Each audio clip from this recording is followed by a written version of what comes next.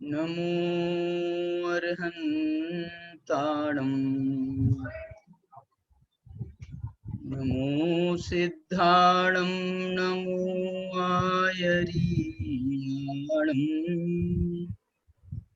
नमो वज्राय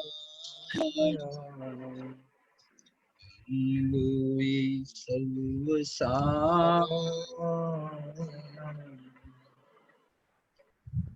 नाणमयं अपानं विवलत्तं Jain जडीय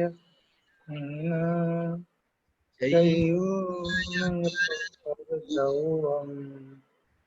Namo Namo taste वस्तु अष्टकर्म को नाश करी शुद्ध अष्ट गुण पाए भय सिद्ध निज ध्यान ते नमो मोक्ष सुखदाय। मोक्ष मार्ग प्रकाशक की संभावित रूपरेखा के अंतर्गत मोक्ष पाहुड़ के आधार पर मोक्ष मार्ग की चर्चा कर रहे हैं। इस मोक्ष मार्ग की चर्चा में अनेक यद्यपि पड़ाव आते हैं, सम्यक दर्शन, ज्ञान, चारित्र, तप, बल, वीर्य, तप। यहाँ हम सबका अलग अलग विवेचन नहीं कर रहे, हम यहाँ पर अभी इन सबका एक सामान्य विवेचन कर रहे हैं, जिसके अंतर्गत मोक्ष मार्ग है ना। तो उस मोक्ष मार्ग के अंतर्गत कितनी कितनी चीजें आती हैं, कौन कौन सी परिस्थितियां भी आती हैं, उन सब परिस्थितियों का, बल्कि निमित्तों का भी, गुरु प्रसादेन देव गुरुमीय भक्ति, मतलब निमित्तों का भी इसमें विचार विवेक रखते हुए यहाँ मोक्ष मार्ग की बड़ी सुंदर चर्चा आचार्य कुंद भगवान के मुंह से सुनने को मिल रही है। ये हमारा एक बड़ा सौभाग्य है।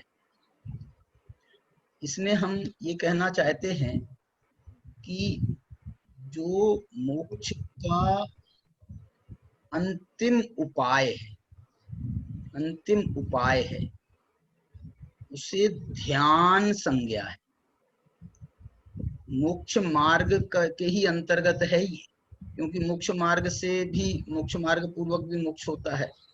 और यदि अंत में देखते हैं, मोक्ष मार्ग तो शुरू हो जाता है चौथे गुण स्थान से, लेकिन यदि हम ये देखें कि अंतिम समय में क्या रहा, तो बाह्य दृष्टि से देखते हैं तो चारित्र को कहा जाता है, अथवा द्रव्य लिंग को कहा जाता है कि द्रव्य लिंग जो है ये अंतिम एक अवस्था होती है। इसके बाद में हमको बाह्य में कोई परिवर्तन नहीं करना है, वेश परिवर्तन नहीं करना, इसलिए इसको दीक्षा का नाम दिया गया।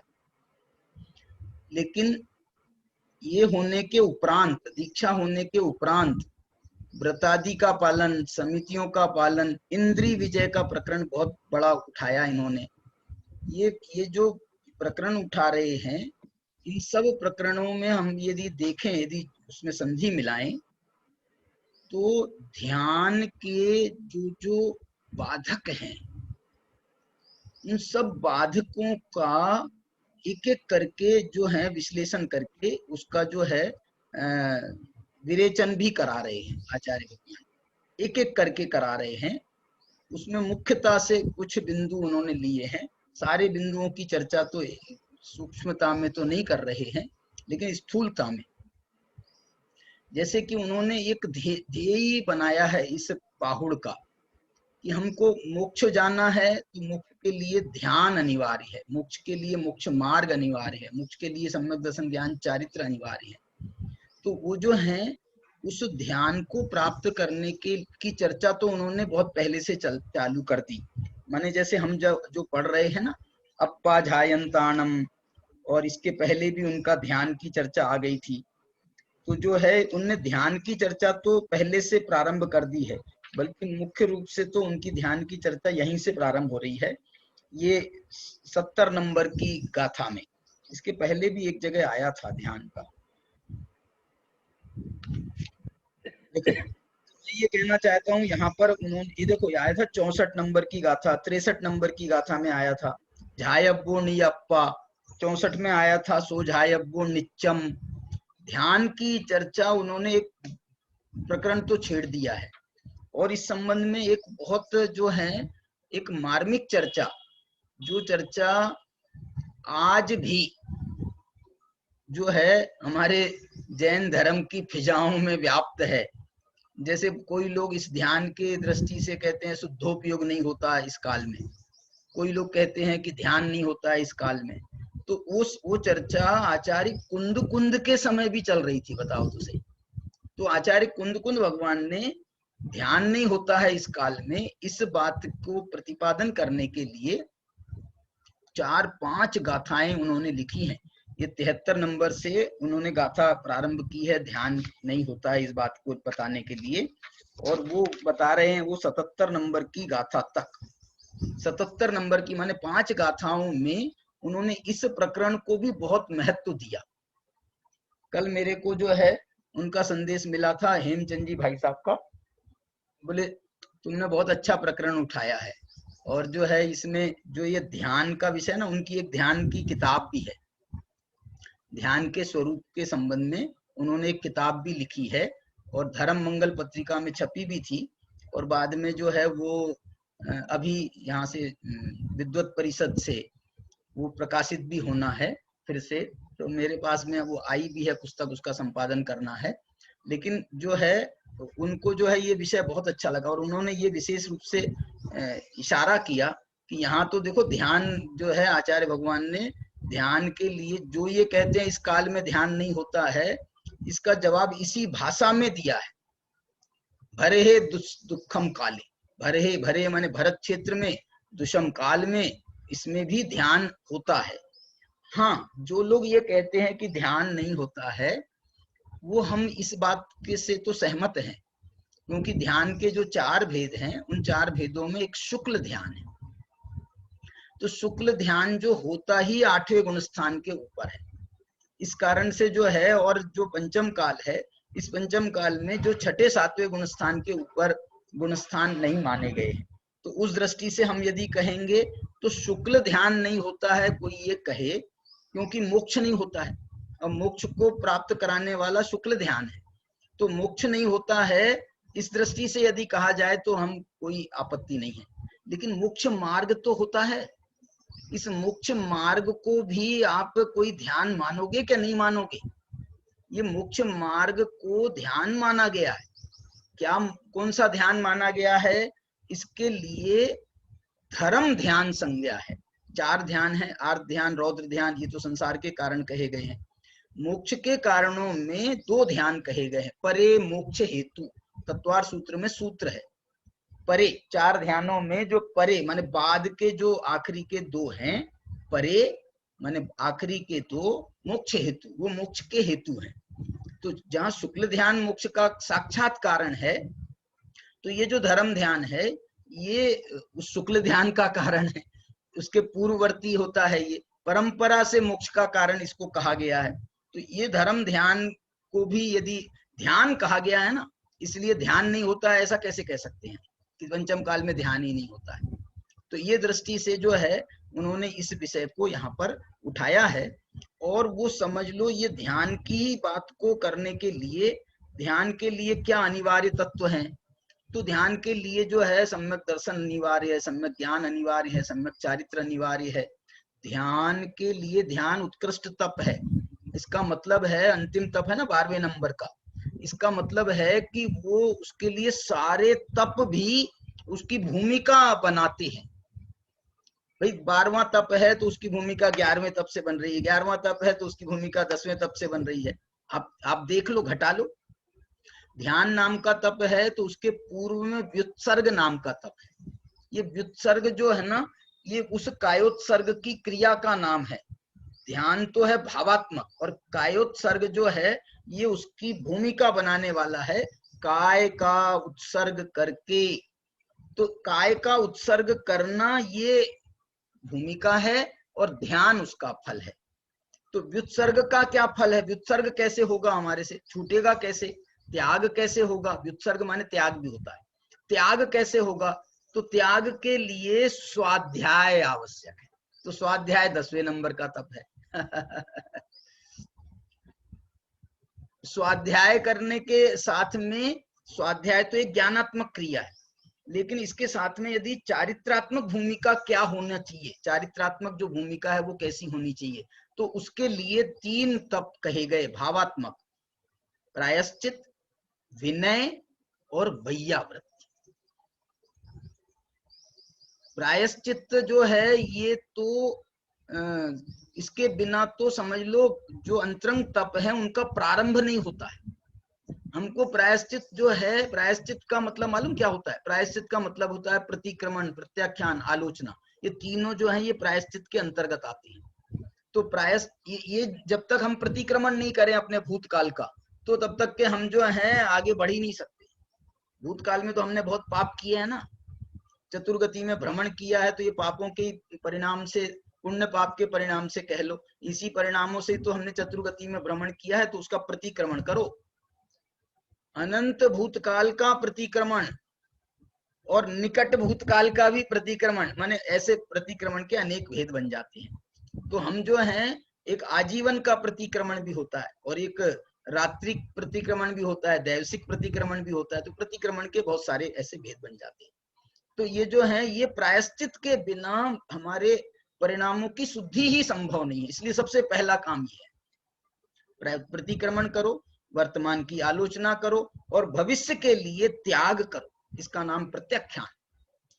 और इसके साथ में अकेला इतने से ही काम नहीं चलेगा, इसके साथ में आपके परिणाम जो हैं अत्यंत गदगद परिणाम होने चाहिए। देव शास्त्र गुरु के प्रति अत्यंत भक्ति के परिणाम होने चाहिए और उस भक्ति के साथ में विनय चाहिए। विनय, विनय के साथ में एक और क्रिया है। विनय तो समझ लो एक, हम जो है ना हाथ जोड़ के विनय कर सकते हैं, लेकिन ये अकेले हाथ जोड़ने से काम नहीं चलेगा। वो जो गुरु हैं, उन गुरु को कोई तकलीफ तो नहीं है, कोई बाधा तो नहीं है, कोई प्रॉब्लम तो नहीं है, तो उनकी तकलीफ को हम और कैसे दूर कर सकते हैं? अब जैसे उनकी चर्या के अंतर्गत, अब जैसे उनका मुनिराज को आज अंतराय हुआ है, तो हम जो है ना ये नहीं कर सकते हैं वैयावृत्ति के अंतर्गत कि भैया हम उनके लिए जो है ना भोजन की व्यवस्था करा दें, डबल से भोजन की व्यवस्था करा दें। तो ये तो उनकी चर्या ही नहीं है, इसलिए वो वैयावृत्ति नहीं है। तो वैयावृत्ति ये तो हो सकती है ना कि उसके कारण से उनको शरीर में कोई बाधा हो रही हो, हाथ पांव में कोई बाधा हो रही हो, कोई सर चढ़ गया हो, कोई जो भी बाधा हो रही हो, तो उनको यदि हमारे मुनिराज नहीं कहेंगे कि मुझे ये तकलीफ हो रही है, इसलिए जो है वो श्रावक अथवा उनके साथी मुनिराज वो ये देखें कि भैया मुनिराज जो है कुछ तकलीफ में है, तो जो है वो जान करके फिर उनकी प्रॉपर जो है उनके योग्य मुनि, जैसे मुनि है तो मुनि के योग्य, श्रावक हैं तो श्रावक के योग्य, वो उनकी वैयावृत्ति करते हैं, वैयावृत्ति करते हैं। तो वैयावृत्ति भी जो है ये मालूम काय का साधन बन रहा है। मैं ये कह रहा हूं, हमने गुरु की विनय करी है, गुरु की वैयावृत्ति करी है, ये हमारे स्वाध्याय का निमित्त बनेगा। अरे आप विनय नहीं करोगे, वैयावृत्ति नहीं करोगे, तो वो गुरु प्रसन्न कहाँ होंगे? प्रसन्न मतलब अंतरंग की प्रसन्न, माने एक उत्साह होता है ना, अरे देखो ये कितना शिष्य जो है ये कितना वो है, उद्वेलित हो रहा है और इस कारण से जो है इतनी हमारी सेवा कर रहा, वैयावृत्ति कर रहा, सब कर रहा है, इसको कोई 2 शब्द सुना तो देवे। तो स्वाध्याय जो है वो उसका स्वाध्याय का कारण बन जाता है। ये विनय वैयावृत्ति स्वाध्याय का कारण बन जाता है, स्वाध्याय विसर्ग का कारण बन जाता है, विसर्ग ध्यान का कारण बन जाता है। ये सारे अंतरंग तप जो हैं इनके कारण स्वरूप जो है बहिरंग तप भी है।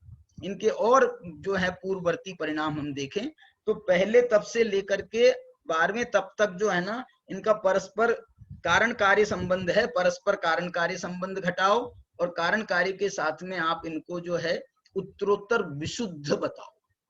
तो सबसे उत्कृष्ट, सबसे विशुद्ध, सबसे शुद्ध जो तप है वो है ध्यान। तो उसके लिए एक 12 तपों की भूमिका, 12 तपों के साथ में 5 समितियों की भूमिका बननी चाहिए, 5 महाव्रतों की भूमिका बननी चाहिए।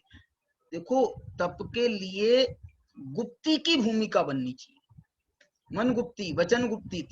आप कम से कम ध्यान के लिए तो ये भूमिका बहुत अनिवार्य है, क्या नहीं है? इसलिए यहाँ पर जो है उन्होंने आचार्य ने देखो अपनी भाषा में, हमारी अपनी भाषा में किसको बोलना चाहिए, क्या बोलना चाहिए, चालू भाषा में। चालू भाषा मतलब वो थोड़ा सा हल्का लगता है, माने हमारी बोलचाल की भाषा में आचार्य भगवान देखो एक 71वीं गाथा में उस ध्यान के लिए भूमिका कैसी बना रहे हैं। जेन रागो परिदव्ये संसारस्य हि कारणम, जिस कारण से, जेन जिस कारण से, रागो परिदव्ये परद्रव्यों के प्रति राग वो संसार का कारण है, वो मोक्ष का कारण कैसे हो सकता है? इसलिए इस राग का त्याग करना। देखो इसमें इन विषयों से जब उन्होंने बात करी थी ना विषयों के प्रति, तो उन्होंने एक शब्द दिया था विरक्त, विषयेषु विरक्त चित्तो, विषयों में विरक्त होना। तो ये विरक्त क्या मतलब है? विरक्त माने क्या? विरक्त माने वी माने विपरीत और रक्त, रक्त माने राग। तो जो राग से विरुद्ध हुआ है, राग का जिसने परिहार किया है, बीत गया है राग जिसका, इसका माने निश्चय से विरक्त का अर्थ वितराग है। और विरक्त का अर्थ हम व्यवहारिक भूमिका में बाह्य प्रवृत्तियों से हटना, उसका नाम भी विरतिर्व्रतम, विरक्ति का नाम व्रत है। तो ये एक प्रकार से व्रत का रूप भी ले रहा है, और इंद्रियों से विरक्ति का रूप ले रहा है, इसके कारण से इंद्रिय विजय का भी रूप ले रहा है। इसमें ये कह रहे हैं वो जेन रागो, क्योंकि राग परिदव्य परद्रव्य में किया गया राग, ये बार बार इशारा कर रहे हैं कि राग जब हम कहें तो परद्रव्य के प्रति राग, कोई राग समझना, अपने आत्मा के प्रति अनुरक्ति, अपने आत्मा के प्रति रति, अपने आत्मा के प्रति रुचि, इसको जो है तुम इसको फिर गलत अर्थ में मत ले जाना। ये साहब राग का परिहार करना है, मेरे को तो अपनी आत्मा के प्रति भी अनुरक्ति का त्याग करना है, अपनी आत्मा की भी रुचि का त्याग करना, तो फिर बचेगा क्या? अरे ये तो वस्तु स्वरूप की बात कर रहे हैं कि परद्रव्य जो है वो मेरा नहीं है, तो मैं उससे राग करके मुझे मेरा क्या फायदा है, मेरा कोई उसमें लाभ नहीं है। लेकिन मेरा आत्मा तो मेरा है। देखो रति की बात मैं कर रहा हूं ना, एक जो है शायद 415 412 गाथा है समय सार की, इसमें सदा रतिवंत बन, रतिवंत है कि रुचिवंत है, इसमें सदा रुचिवंत बन, रुचि और एक प्रकार से दोनों में एक भाव भी आता है। इसमें सदा रुचिवंत बन, इसमें सदा रतिवंत बन, इससे सदा संतुष्ट रे, इसमें ही बन तू तृप्त, जिससे उत्तम सौख्य हो प्राप्त तुझे। शायद 412 नंबर की गाथा है, अथवा 2 गाथाएं हैं समान गाथाएं भाव वाली हैं, शायद ये 412 ही है।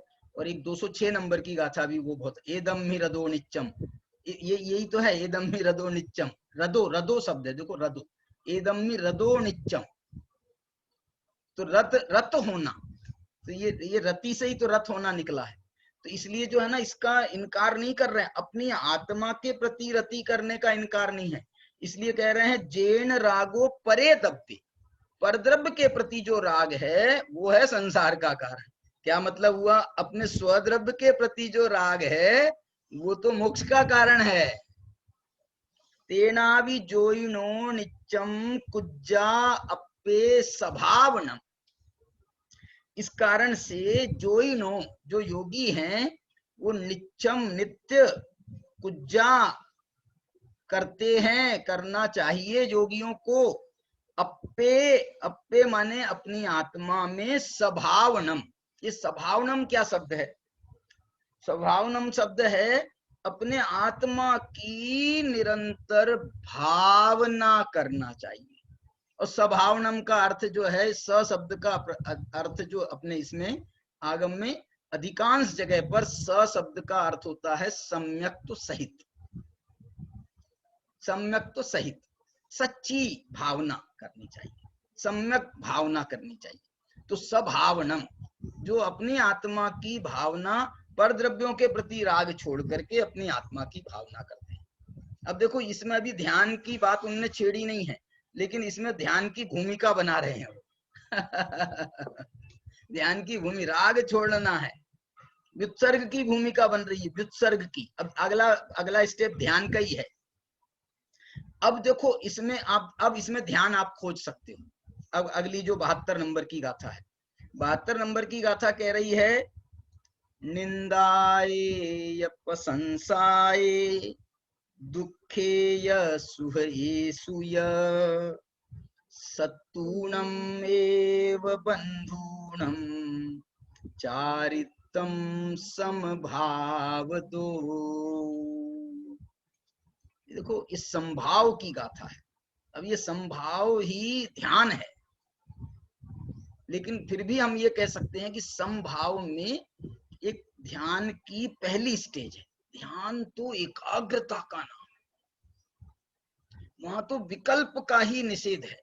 अब यहाँ पर ये जो हम संभाव कर रहे हैं कि निंदा प्रशंसा में, शत्रु मित्र में, और तुम्हारे सुख में दुख में, इसमें संभाव करना, तो इसका मतलब इसमें संभाव करने के लिए हमको सुख दुख को दोनों को सामने तो रखना पड़ेगा, निंदा प्रशंसा को सामने तो रखना पड़ेगा, शत्रु मित्र को सामने रख करके फिर हम ये वो करेंगे संभाव कि भैया हमारे लिए कोई शत्रु नहीं है, कोई मित्र नहीं है।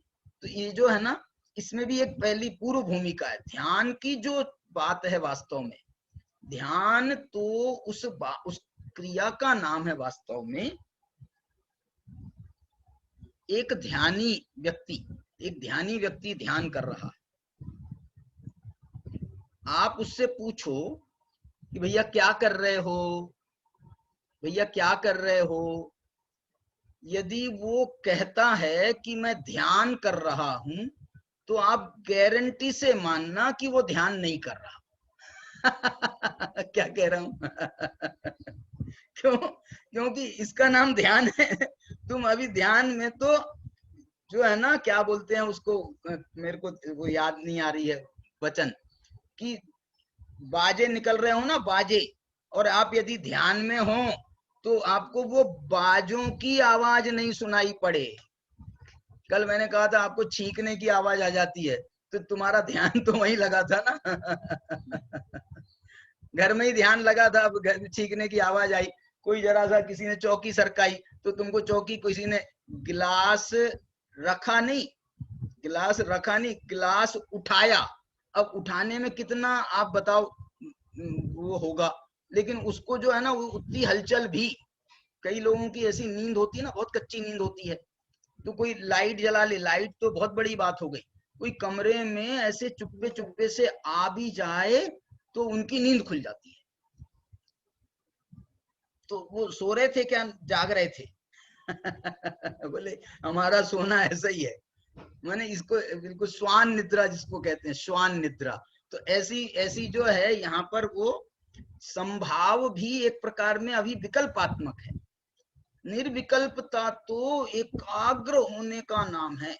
वो एकाग्रता की समझ लो परम, क्या बोलना चाहिए, पराकाष्ठा। उस एकाग्रता की पराकाष्ठा तो शुक्ल ध्यान में, और शुक्ल ध्यान का भी समझ लो जो चौथा पाया है, उससे नीचे तीसरा पाया, उससे नीचे दूसरा पाया, उससे नीचे पहला पाया, शुक्ल ध्यान की भी। लेकिन फिर भी धर्म ध्यान में भी ये नहीं होता है, ऐसा नहीं है। ये एक प्रकार का शुद्धोपयोग है। ये संभाव दो शुद्धोपयोग के जो पर्यायवाची शब्द है ना, उन पर्यायवाची शब्दों में वीतरागता को, संभाव को, समता को, सामायिक को, इन सब को भी उसको शुद्धोपयोग के पर्यायवाची कहा गया है, शुद्धोपयोग के पर्यायवाची कहा गया है। इसलिए ये पर्यायवाचियों में ये संभाव भी उसका पर्यायवाची है। इस कारण से ये हम ये नहीं कह सकते कि शुद्धोपयोग नहीं होता है। आप ये कह सकते हो कि शुद्धोपयोग जो है वो उच्च दर्जे का, जो शुक्ल ध्यानात्मक शुद्धोपयोग है वो नहीं होता है, उच्च दर्जे का नहीं होता है। लेकिन निचले दर्जे का शुद्धोपयोग तो सम्यक्त से प्रारंभ हो जाता है भाई साहब, सम्यक्त से वो शुद्धोपयोग प्रारंभ हो जाता है। बिना शुद्धोपयोग के दर्शन मोह का भी अभाव नहीं होता है, ऐसा स्पष्ट कथन जैसेन आचार्य ने समय सार की 80 नंबर की गाथा में और अनेक जगहों पर ये कहा है उनने, कि वो लिखा ना 80 नंबर की गाथा में, जो जानदि अर्हंतम दब्बत गुणत पज्जयते हिम सो जानदि अप्पाणम, वो अपनी आत्मा को जानता है। मोहो खलु जादि तस्य लयम, ये सूत्र तो कुंद कुंद भगवान ने डाल दिए कि जो आत्मा को जानता है उसका ही मोह नाश को प्राप्त होता है। इसी बात को उन्होंने और अपनी सरल भाषा में कह दिया जैसे आचार्य ने कि शुद्धोपयोगा भावे दर्शन मोहा भावो न भवति। शुद्धोपयोग के अभाव में दर्शन मोह का अभाव नहीं होता, इसलिए शुद्धोपयोग तो वहां भी अनिवार्य है। अरे करण लब्धि कर रहा है वो जीव सम्यक्त के पूर्व में। करण लब्धि किसे कहते हैं मालूम? करण लब्धि वहां 8वें 9वें 10वें गुणस्थान में भी करण लब्धि के परिणाम माने गए। अपूर्व करण अनिवृत्ति गुणस्थानों के नाम है ये तो, और वैसे परिणाम ये सम्यक्त के पहले भी हो रहे हैं, तो इनको शुद्धोपयोग का नाम नहीं दिया जाए? इनको शुद्धोपयोग का नाम नहीं दिया जाए? इनको और बहुत से नाम भी दिए। स्वसंवेदन नाम है, आत्मानुभव, आत्मानुभवन, आत्मानुभूति, ये सब शुद्धोपयोग के ही पर्यायवाची है। शुद्धोपयोग के बृहद द्रव्य संग्रह में 66 नंबर की गाथा है, वहां पर कोई 60-70 नाम 60-70 नाम उसके पर्यायवाची बताए हैं बृहद द्रव्य संग्रहकार ने। 60-70 नाम अलग अलग भाषा में हम उसकी प्रस्तुति उन्होंने की है। संभाव भी उसका एक पर्यायवाची है, वीतरागता भी उसका पर्यायवाची है, ऐसे बहुत से पर्यायवाची है। रहने दो, 36 नंबर की गाथा में होना चाहिए, जहां तक 36 या 34। देखिए अब ये जो है 72वीं गाथा में उन्होंने ये व्याख्या करी है। अब ये जब संभाव में जीव आ जाएगा, अब वो जो है अपनी संभाव में रहेगा, तो वो शत्रु मित्र में जब संभाव करता है ना, तो उसको कोई शत्रु नहीं दिखाई देता है, उसको कोई मित्र नहीं दिखाई देता है। क्यों मालूम?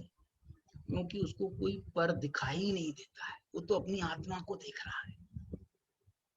अप्पे कुज्जा अप्पे स्वभावनम, वो तो अपनी आत्मा की भावना कर रहा है। तो जब आत्मा को देख रहा है, अब उसने परद्रव्य को, सर्व परद्रव्यों को एक खाते में, परद्रव्य के खाते में डाल दिया है। तो अब परद्रव्य हैं तो उसमें कौन शत्रु कौन मित्र है?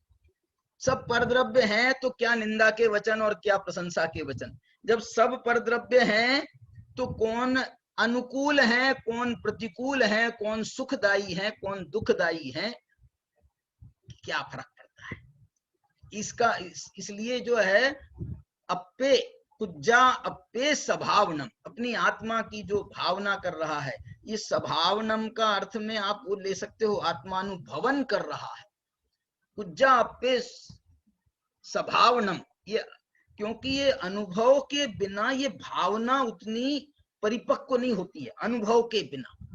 इसलिए भावना में तो तन्मयता हो जाती है, तन्मयता, उस आत्मा के प्रति भावना कहो, आत्मा का अनुभव कहो, आत्मा के प्रति तन्मयता कहो। तो ये आत्मा की तन्मयता में मालूम दो चीजें नहीं रहती हैं कि एक आत्मा है और एक आत्मा का अनुभवन करने वाली पर्याय है।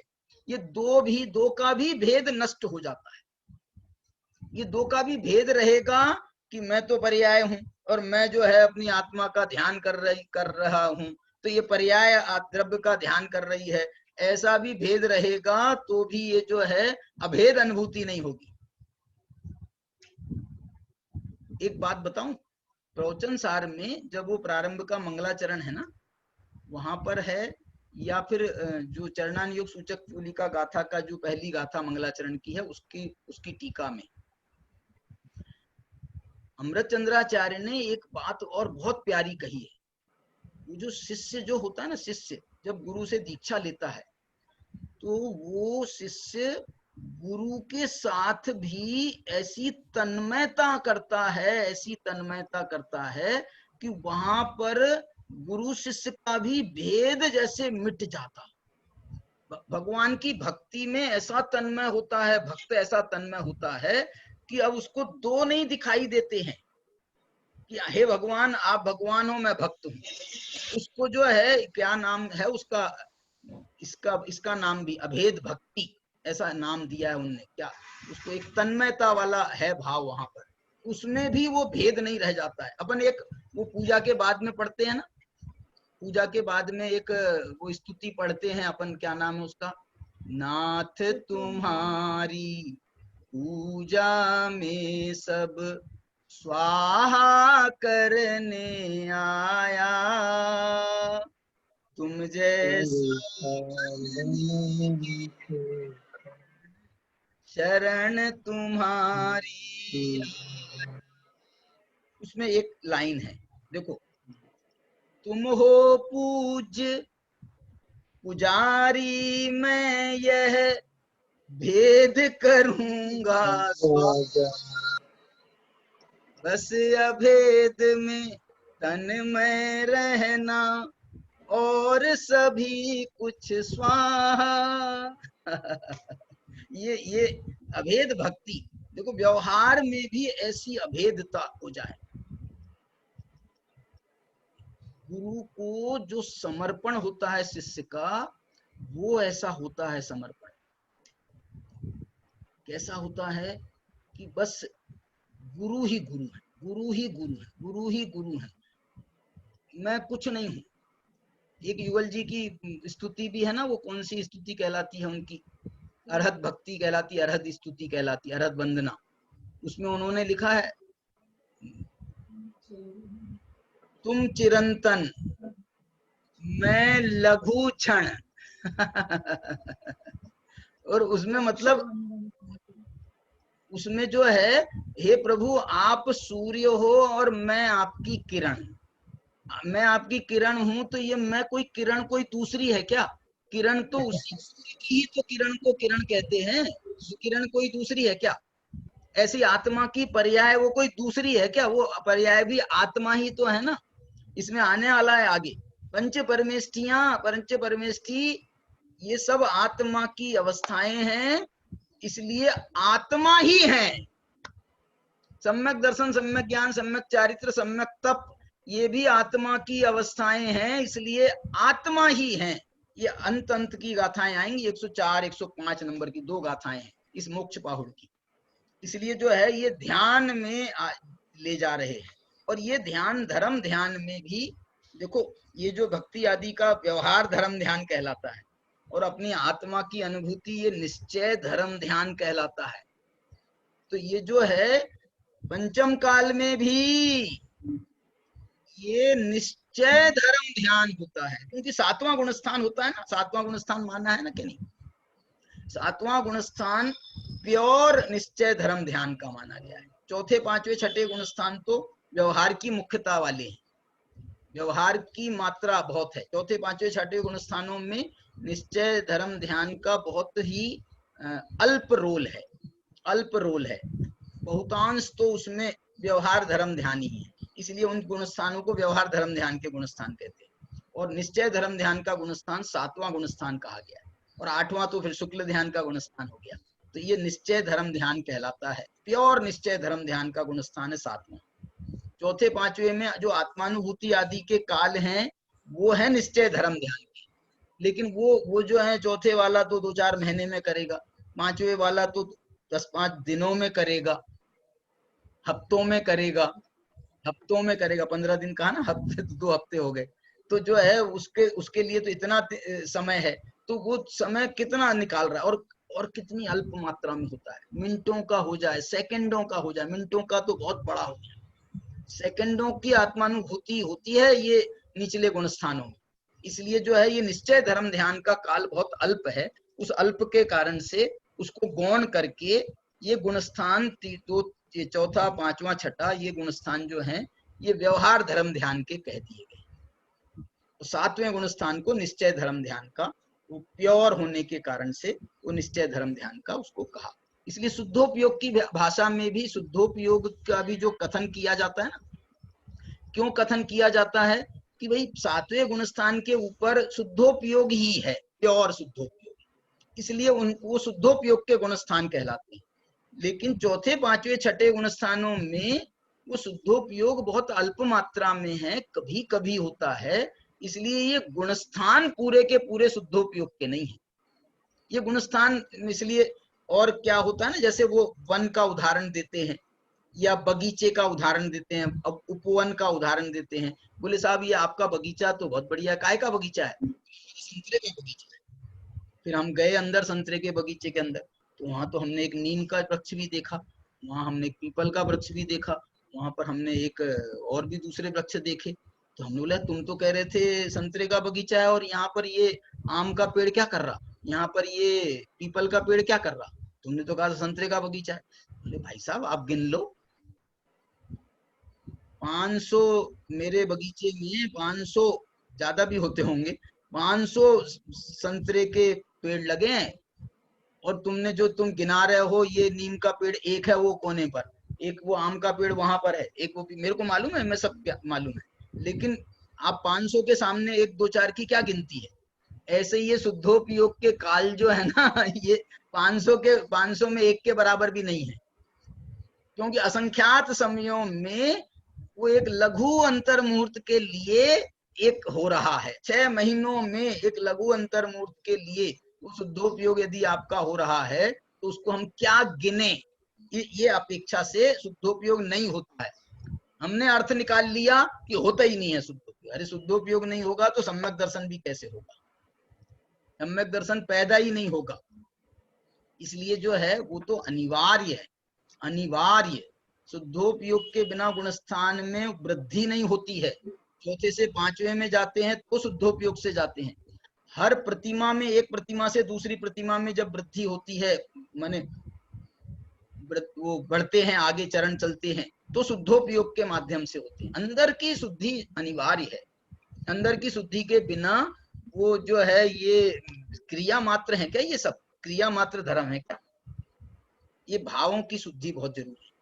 तो देखो ये हो गया आपका, अब भाव बन गई है भूमिका। अब आप 73वीं नंबर की गाथा देखो, अब इसमें ध्यान की बात कर रहे हैं सीधे।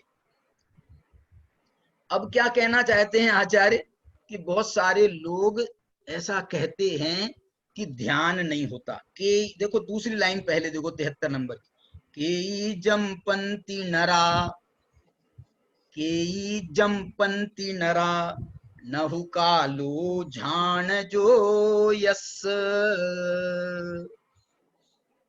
कई जो हैं नर ऐसा कहते हैं, क्या कहते हैं? नहु कालो, ये काल नहीं है, काय का? झाण जो यस, ध्यान का, योग का, योग का एक पर्यायवाची, ध्यान शब्द का, ध्यान का पर्यायवाची है योग।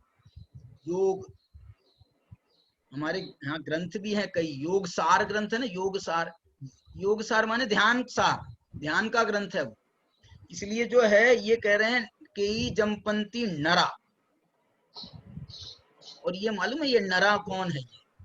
ये भी साधु चरित्र वाले हैं, बाहर से द्रवलिंगी है।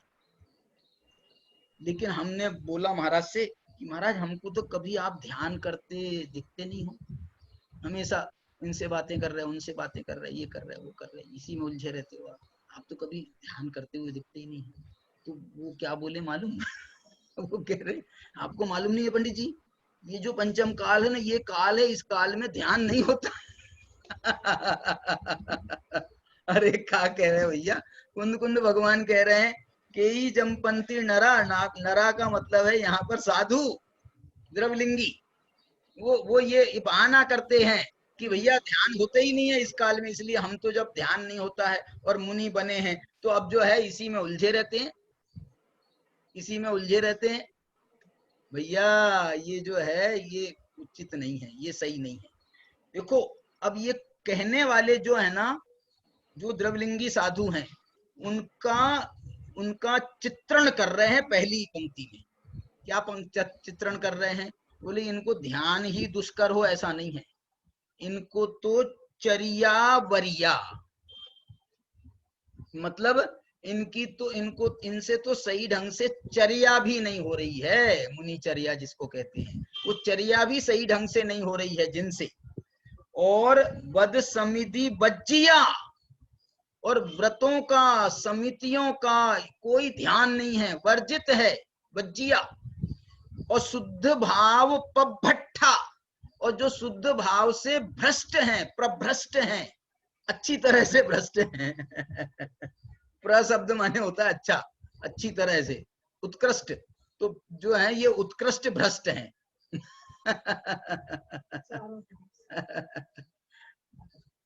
देखो, तो अब वो जो है ऐसे जो लोग हैं, वो ये नहीं कहेंगे तो क्या कहेंगे? उनसे समिति नहीं बन रही, सध रही है, उनसे व्रत नहीं सध रहे हैं, उनसे शुद्ध भाव का तो कोई ठिकाना ही नहीं है। और चर्या वरिया, चर्या वरिया का मतलब होता है जिनकी चर्या पर आवरण पड़ गया है, जिनने अपनी चर्या को आवरित कर दिया है, जिनने अपनी चर्या को भूल गए हैं। क्या होता है मुनि धर्म का, क्या स्वरूप है, मुनि कैसे होते हैं, आगम क्या कहता है मुनि धर्म के बारे में, चर्या वरिया। तो ये जो है ये बहुत खतरनाक स्थिति है, बहुत खतरनाक स्थिति है। इस स्थिति को मतलब अब क्या कहें, क्यों? क्योंकि वो जो पद ऐसे हैं, कुछ जरा सा कुछ कहते हैं तो अभी समाज में विध्वंस खड़ा होता है, समाज में झगड़े खड़े हो जाते हैं। बेचारे हमारे योगेश जी फंसे हुए। तो जो है कुछ कह दिया किसी ने तो ये झगड़े खड़े हो जाते हैं। लेकिन यहाँ इसलिए हम ये कह रहे हैं, तुम क्यों कहते हो योगेश, कुंद कुंद से कहलाओ ना। ये कुंद कुंद कह रहे हैं, देखो कुंद कुंद कह रहे हैं, चरिया वरिया वद समिति वज्जी, वद समिति वज्जिया शुद्ध भाव पभट्ठा, केई जमपंती नरा नहु कालो झाण जो यस। ये उनकी तरफ से गाथा है, ये पूर्व पक्ष की गाथा है। ये शिष्य की तरफ से कहो, द्रवलिंगी साधुओं की तरफ से वाली गाथा है ये। उनके द्रवलिंगी साधु कह रहे हैं कि क्यों कह रहे हैं, उसका कारण कुंद कुंद ने बताया। बोले तुम जो कह रहे हो ना कि ध्यान नहीं होता है, तो सही कह रहे हो। तो क्यों? क्योंकि तुम्हारे जैसे चरित्र वालों को ध्यान हो भी नहीं सकता है। तुम्हारी चरिया वरिया, तुमने चरिया के ऊपर धूल डाल रखी है, आवरण डाल दिया ना, आवरण, चर्या के ऊपर धूल डाल रखी है तुमने। वद समिति बज्जिया, तुमसे व्रत पलते नहीं है, समितियां पलती नहीं है। शुद्ध भाव पभट्ठा, शुद्ध भाव से तो तुम ऐसे भ्रष्ट हो, ऐसे भ्रष्ट हो, शुद्ध भाव का कोई नाम ले लेवे तो तुम्हारे को गुस्सा आ जाता है। शुद्धोपयोग का कोई नाम ले लेवे तो तुम भड़क जाते हो। तो तुम तो यही कहोगे, क्या कहोगे, के ही जमपंती नरा नहु कालो जान जो यस्य, ये काल ध्यान का नहीं है। और इनकी विशेषता बता रहे हैं कुंद कुंद भगवान अगली गाथा में, देखो। सम्मत नान रहियो, ऊपर तो कहा था चरिया वरिया, ऊपर तो कहा था चरिया पर इनके आवरण डला हुआ है, चरिया पर आवरण नहीं डला हुआ है, व्रत समिति से रहित नहीं है। सम्मत नान रहियो, सम्यक्त्व से और ज्ञान से भी रहित है। और द्रव्यलिंग तुमने धारण किया है। तो कुंद कुंद को मालूम क्या विचार आ रहा है, कुंद कुंद भगवान को ये विचार आ रहा है कि यार तुम जो है ना द्रव्यलिंग, बाहर से तुमने मुनिलिंग धारण किया है, उसके बाद भी तुम्हारे भाव ऐसे बन रहे हैं, तो कहीं तुम, बोल दूं, कहीं तुम अभव्य तो नहीं हो। ये गाथा में लिखा है, सम्मत नान रहियो अभव्य जीवोदु, अभव्य कह रहे हैं, अभव्य, अभव्य जीवोदु मोक्ष परिमुखो, तुम मोक्षार्थी नहीं हो, मोक्ष मार्गी नहीं हो, तुमने तो मोक्ष का अच्छी तरह से त्याग कर रखा है। मोक्ष परिमुख को, मोक्ष को आपने, मोक्ष को, मोक्ष मार्ग को परिमुक्त कर रखा है। कई जगह पर आचार्य भगवान शील पाहुड़, वहां लिंग पाहुड़ वगैरह भाव पाहुड़ में आचार्य और बहुत कठोर हुए हैं, तुम क्या खाने के लिए मुनि बने हो, ऐसे शब्द तक लिखे कुंद कुंद भगवान ने। क्या घर में तुमको खाने को नहीं था जो तुम ये मुनिचर्या लेके बैठ गए। क्यों ऐसा किया तुमने, क्यों ऐसा किया? ये जो तुमने इस चर्या को कहें, इस मुनि धर्म को तुमने लजाया है, लजाया। तुमने मुनि धर्म स्वीकार नहीं किया है, तुमने ये मुनि धर्म को धंधा बनाया है, व्यापार बनाया है तुमने मुनि धर्म को। क्यों? क्योंकि ऐसा लोग कहते हैं ना, भाई गृहस्थों की तो कोई सुनता नहीं है, इसलिए हमने जो है ना मुनि वेश धारण कर लिया। अब जो है ना लोग मानते हैं हमारी बात। अब हमारी लोग बात मानते हैं। क्यों? क्योंकि अब वेश है ना, तो तुमने लोगों से बात मनवाने के लिए ये वेश धारण किया। देखो, सम्मतनान भट्टा अभव जीवो मोक्ष परिमुखो, मोक्ष का इन्होंने त्याग कर रखा है। परिमुखो, मोक्ष से मुक्त, मोक्ष से मुक्त हो गए। मुक्त नहीं होना इनको, संसार से मुक्त नहीं होना, मोक्ष से मुक्त हो गए। मोक्ष, इनने मोक्ष का विचार त्याग दिया है। और सुनो सुनो सुनो, संसार सुहे सुर दो। क्यों? क्योंकि तुम जो है संसार के सुखों में ही सुरदो, अच्छी तरह से रत हो रहे हो। संसार सुहे सुरदो, और कह रहे हो नहु कालो भणई झाणस। माने मेरे को तो ऐसा लग रहा किसी ने ऐसा कह दिया ना कि ये काल ध्यान का नहीं है, ये काल ध्यान का नहीं है। तो कुंद कुंद भगवान को तो ऐसा लगा जैसे इनने हमारे पूरी जो है ना मुनि धर्म की जमीन खींच ली। मुनि धर्म जो है इनने पूरा का पूरा जो है हमारा अस्तित्व संकट में डाल दिया। इनको अपनी वो पड़ी थी, समझ लो, इनसे खुद नहीं सध रहा था। तो तुमने पूरे मुनि धर्म पर, पूरे पंचम काल पर, पूरे भरत क्षेत्र में, यहाँ कोई नहीं होता, यहाँ कोई नहीं। अरे तुमसे नहीं हो रहा है, तुम अपनी कहो ना, यहाँ नहीं होता है, इस काल में नहीं होता है। अरे तुमसे नहीं हो रहा है वो अलग बात है, लेकिन ये पूरे काल में ही नहीं होता है। ये जो है कुंद कुंद भगवान जो है, मतलब मैं तो कह रहा हूँ इनको जैसे वो संजुलन कषाय होती है ना, उनके पास में संजुलन कषाय तो जो है कुंद कुंद भगवान इसका बड़ी कठोरता के साथ में जवाब दे रहे हैं। अभव्य हो क्या? सम्यक दर्शन ज्ञान से भ्रष्ट हो क्या? मोक्ष का त्याग कर दिया है तुमने, संसार सुख में रत हो गए हो। सीधी बात करो, तुमको संसार सुख अच्छा लगता है, इसलिए जो है तुम ये कह रहे हो नहु कालो झाणे जो। और ऐसा होता भी है, जब हमारा बहुत विकल्पात्मक चरित्र हो, या इंद्रियों के विषयों में प्रवृत्ति बहुत हो, या बहुत तीव्रता उसका तीव्र राग अनुराग आ रहा हो, तो जो है ना, अब तो कोई कहे कि भैया तुम ध्यान करो। अब का ध्यान करें, कौन को ध्यान करें? ध्यान करें तो और विकल्प तीव्र होते हैं। इसलिए जो है ध्यान, ये व्यवहारिक भूमिका उसके लिए अत्यंत पवित्र चाहिए। व्यवहारिक भूमिका अत्यंत पवित्र होगी तो ध्यान संभव होगा। इसलिए जो है मुनिराजों की वो क्रियाओं में, उनमें दो क्रियाएं मुख्य बताई थी ना, ध्यान झैनम। ये अध्ययन जो है, अध्ययन एक तो स्वयं ध्यान है, एक बात, और दूसरा जो स्वयं तो सविकल्प ध्यान कह लो। सविकल्प ध्यान कहा है उसको? स्वाध्याय के समय को भी, स्वाध्याय को, और उसका जो फल है वो है निर्विकल्प ध्यान। तो निर्विकल्पता उसका फल रूप में आती है, और ध्यान जो है वो ये सविकल्प है।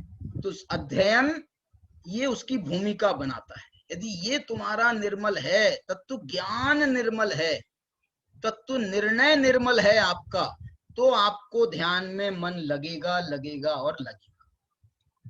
लेकिन यदि आपकी आत्मा के संबंध में कंसेप्ट ही क्लियर नहीं है, आत्मा क्या चीज है, कैसी है, नहीं समझ, इसी के बारे में अभी कुछ होश नहीं है, कुछ अता पता नहीं है, तो तुम अब ध्यान करने बैठोगे तो किसका ध्यान करोगे?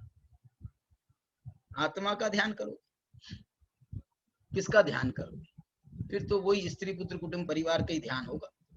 उस समय वहां ध्यान करने बैठोगे भी तो भी स्त्री याद आएगी, पुत्र याद आएगा, घर याद आएगा, दुकान याद आएगी।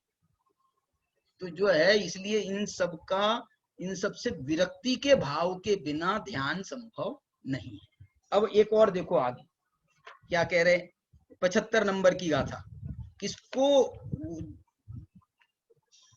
देखो क्या कहते हैं, जो पंचसु महवदेशु, जो 5 महाव्रतों में, देखो यहाँ पर 13 प्रकार के चारित्र का वर्णन कर दिया, एक प्रकार से 28 मूल गुणों का समावेश किया इसमें। पंचसु महवदेशु पंचसु समिधिषु 30 गुत्तीसु, 5 महाव्रतों में, जो 5 समितियों में, 3 गुप्तियों में, जो मूढ़ो अन्नानी, आचार्य खोज खोज के ला रहे। एक गाथा 73 नंबर की गाथा बताई, चरिया वरिया वध समिधि वज्जिया। एक दूसरी गाथा ये सम्मत नान रहियो वाली ले आए। तीसरी गाथा अब ये कह रहे हैं जो 5 महाव्रतों में, 5 समितियों में, 3 गुप्तियों में जो मूढ़ो, इनके बारे में इनने ले तो लिए लेकिन इनके स्वरूप के बारे में कुछ अता पता नहीं। सो मूढ़ो अन्नानी, इनके बारे में भी जो अज्ञानी हैं, मूढ़ हैं। नहु कालो भणई झानस, वो ऐसा कहते हैं कि ये जो काल है ये ध्यान का नहीं है। ये 5 गाथाएं कह रहे हैं आचार्य, ये ध्यान के संबंध में कह रहे हैं। अब ये गाथा में 76 नंबर की गाथा में थोड़ी पॉजिटिव बात कर रहे हैं, यहाँ तो थोड़ा निषेध परक भाषा में बात कर रहे थे।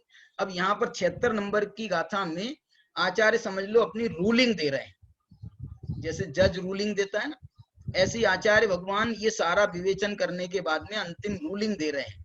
क्या रूलिंग दे रहे हैं मालूम? देखो बहुत बढ़िया भाषा में, भरे दुस्सम काले धम्मज्ञानम, देखो स्पष्ट कह दिया, धर्म ध्यान, ध्यान नहीं होता है, हम कह रहे हैं ध्यान होता है, धर्म ध्यान होता है। ऐसा भरे, भरे माने भरत क्षेत्र में, दुस्सम काले माने दुखमा नामक पंचम काल में। ये पंचम काल जो है ना, ये तो संख्यावाची नाम है इसका, इसका असली नाम जो है ना, इसका नाम है दुखम काल। 5वां काल दुखम, छठा काल दुखमा दुखमा, ये दुखमा काल है, छठा दुखमा दुखमा है। इसके पहले चौथा जो था वो कौन सा था मालूम? वो सुखमा दुखमा नहीं था, वो दुखमा सुखमा था।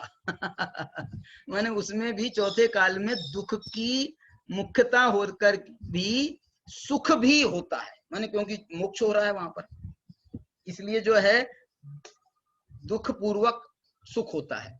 लेकिन जो इसके पहले के 3 काल हैं उसमें तो पहले काल में सुखमा सुखमा, दूसरे काल में सुखमा, तीसरे काल में सुखमा दुखमा, माने 90% 95% तो सुख है और जरा सा कष्ट होता है। क्या कष्ट होता है? तकलीफ हुई और चले गए अपने वहां पर वृक्षों के नीचे, कल वृक्षों के पास में, और उनसे मांगा तो उनने सब सुख दे दिए, लेकिन वो मांगने तो जाना पड़ा ना, वो जरा सा दुख तो था ना, उतना प्रॉब्लम कुछ नहीं थी, प्रॉब्लम कुछ नहीं थी, लेकिन मांगना पड़ा, उनके सामने हाथ पसारना पड़ा। तो ये जो है ऐसा भी होता है। तो इस कारण से ये जो है सुखमा दुखमा, सुख की अधिकता है, दुख की गौणता है। चौथे काल में दुख की अधिकता है, सुख है लेकिन जो है ना, यही काल इसको सूट करता है। मोक्ष जाने के लिए बाकी के कोई काल में मोक्ष नहीं है। सुखमा सुखमा में मोक्ष नहीं है, सुखमा में मोक्ष नहीं है, सुखमा दुखमा में मोक्ष नहीं है, दुखमा में नहीं है और दुखमा दुखमा में नहीं है। कौन से काल में मोक्ष होता है? दुखमा सुखमा में। क्यों? क्योंकि वहां पर दुख की अनुभूतियां भी हो रही है और दुख की अनुभूतियों में जीव को मोक्ष मोक्षार्थी होने का उसको विकल्प तैयार होता है। जैसे तीर्थंकरों को भी एक जरा सा वैराग्य का निमित्त बना था, वो निमित्त बना, उसको देख करके उनको वैराग्य आ गया। तो ये सब जो हैं ऐसे जो घटनाएं घटती हैं, तो वो ये, और वो बाकी जीवन भी पूरा दुखमय दुखमा का पूरा गृहस्थ। आप ये देखो ना, 6 महीने 8 समय में 608 जीव मोक्ष जाएंगे। कहां से? भरत क्षेत्र से। भरत क्षेत्र से नहीं, पूरे विश्व से, पूरे मध्य लोक से, पूरे लोक से, पूरे मध्य लोक से, पूरे ढाई द्वीप से, क्योंकि ढाई द्वीप से ही सिर्फ जाने हैं, तो पूरे ढाई द्वीप से जो मोक्ष जाने वाले जीवों की संख्या है वो 608 है।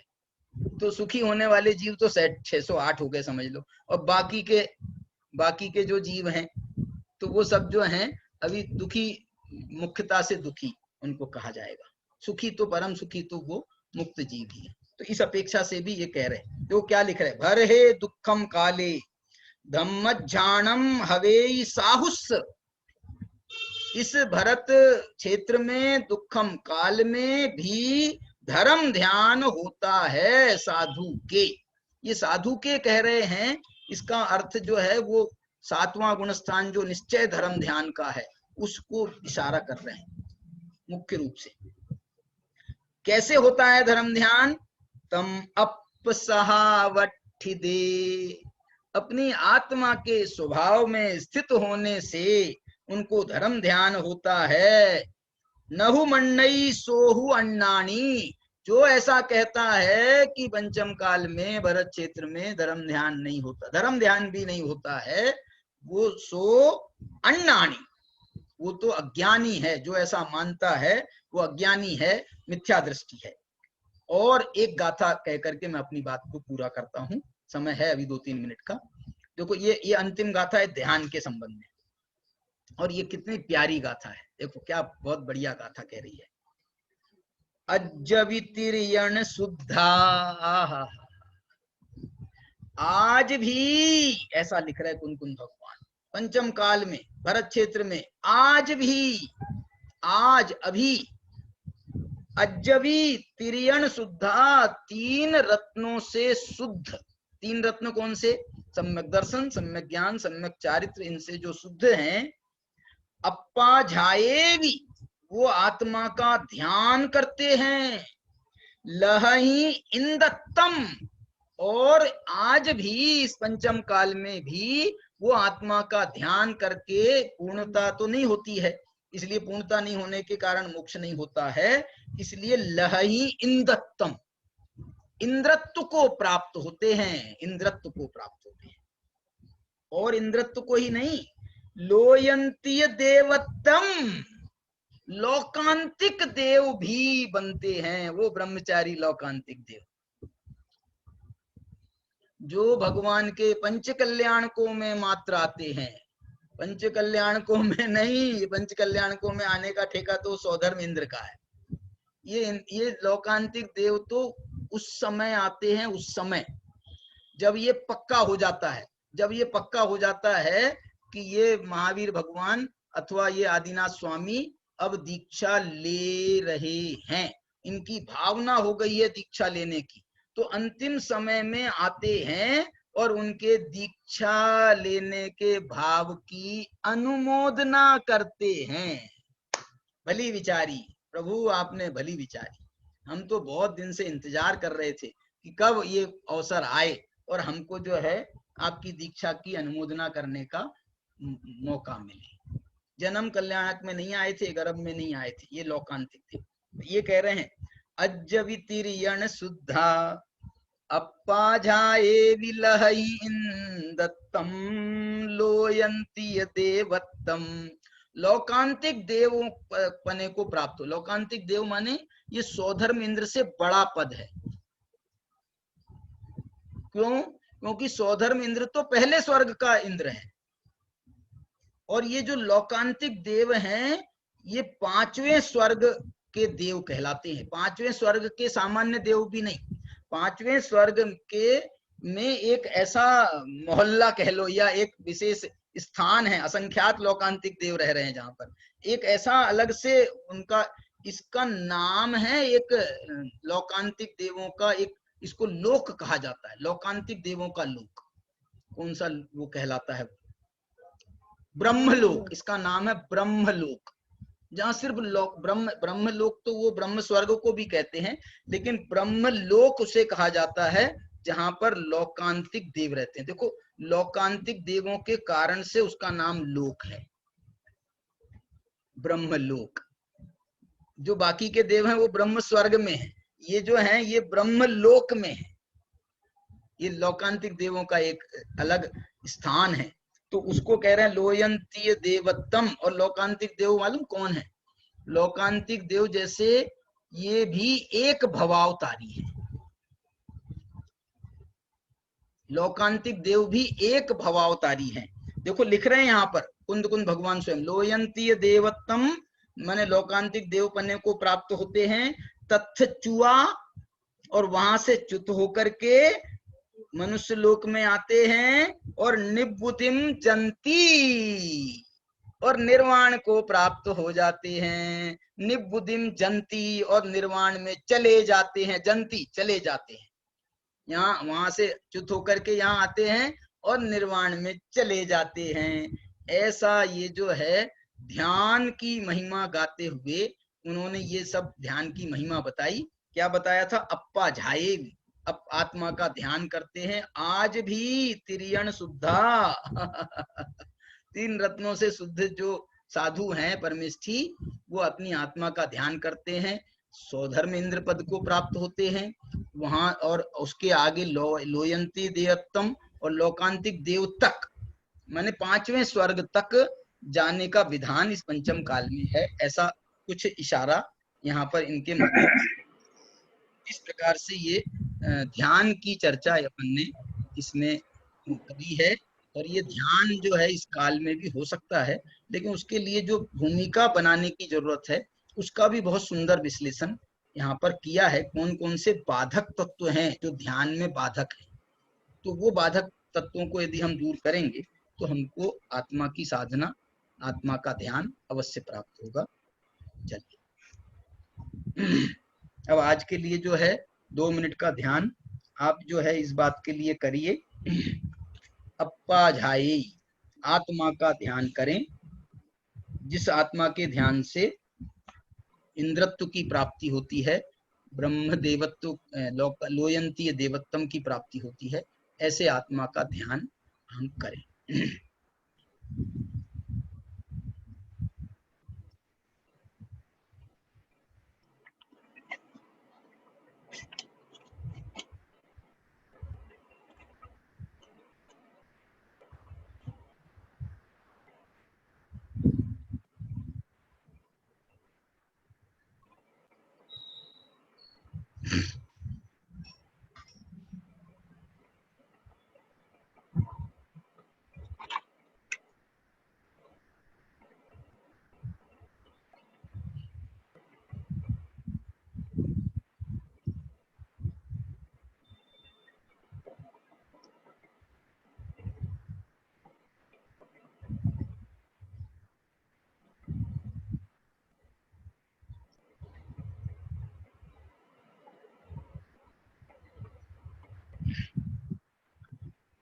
जिनवाणी स्तुति के लिए 10 नंबर की स्तुति अपनी हो गई थी, पेज नंबर 323 पर कल। अब चौथी जो 11 नंबर की स्तुति है, ये बहुत प्यारी स्तुति है लेकिन बड़ी भी है। तो अपन जो है इसको 2 भागों में करेंगे और स्तुति भी बहुत अच्छी है, तो उसका भाव हमको 2 दिन तक के उसका भाव आनंद लेने का मौका मिलेगा। ये पेज नंबर 324 पर 11 नंबर की स्तुति, मेरे को बहुत पसंद है ये स्तुति। केवली कन्ये वाङ्मय गंगे जगदम्बे अघनाश हमारे। केवली कन्ये वाङ्मय गंगे जगदम्बे अघनाश हमारे। सत्य स्वरूपे मंगल रूपे मन मंदिर में तिष्ठ हमारे। सत्य स्वरूपे मंगल रूपे मन मंदिर में तिष्ठ हमारे। आप बोलोगे ये जिनवाणी की स्तुति कहाँ है? यहाँ पे तो कोई जिनवाणी का नाम नहीं आया, ये सब जिनवाणी के नाम है। केवली कन्ये, ये केवली की कन्या जिनवाणी माता, वांग्मय गंगे, वचनमय गंगा है ये केवल एक जिनवाणी। जगदम्बे, जगत की अम्बा, जगत की माँ। अघनाश हमारी, ये तीन तीन उसके नाम दिए हैं। सत्य स्वरूप है, वो सत्य स्वरूप है, मंगल रूप है, मन मंदिर में तिष्ठ हमारी। अब ये कैसी है माता? जम्बू स्वामी गौतम गणधर, हुए सुधर माँ पुत्र तुम्हारे। जम्बू स्वामी हुए सुधर सुधर्मा पुत्र तुम्हारे। जगते स्वयं पार भय करके, दे उपदेश बहुत जन तारे। जगते स्वयं स्वयं पार वै करके, दे उपदेश बहुत जन तारे। कुंद कुंद अकलंक देव अरु, विद्यानंदी आदि मुनि सारे। कुंद कुंद कुंद कुंद अकलंक देवरु, विद्यानंदी आदि मुनि सारे। तव कुल कुमुद चंद्रमा ये शुभ, शिक्षामृत दे स्वर्ग सिधारे। तव कुल कुल कुमुद कुमुद चंद्रमा ए शुभ, शिक्षामृत दे स्वर्ग सिधारे। केवली कन्ये वाङ्मय गंगे, जगदम्बे अघनाश हमारे। केवली केवली कन्ये वाङ्मय गंगे, जगदम्बे अघनाश हमारे। देखो, इसमें तीन तो अनुबद्ध केवली जो थे हमारे, जम्बू स्वामी, गौतम गणधर, सुधर्मा, ये सब एक केवली भगवान की जो वाणी रूपी माता है उसके ये पुत्र हैं।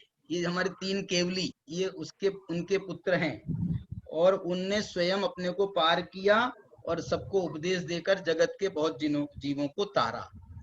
और अब कह रहे हैं ये दूसरे छंद में, कुंद कुंद अकलंक देव विद्यानंदी आदि मुनि सारे, ये सारे मुनि जो हैं ये हे प्रभु, हे जिनवाणी माता, तव कुल कुमुद चंद्रमा ये शुभ, आपके कुल रूपी, आपका आकाश मंडल जो है ये आपका कुल है, आपके कुल रूपी कुमुद के चंद्रमा है, माने कुल रूपी कुमुद की चंद्रमा है के समान ये शुभ हैं, और शिक्षा अमृत दे स्वर्ग सिधारे। और ये मोक्ष तो नहीं गए, इनका कल्याण तो नहीं हुआ, लेकिन ये स्वर्ग सिधारे, ऐसा कह करके ये बहुत सुंदर स्तुति है।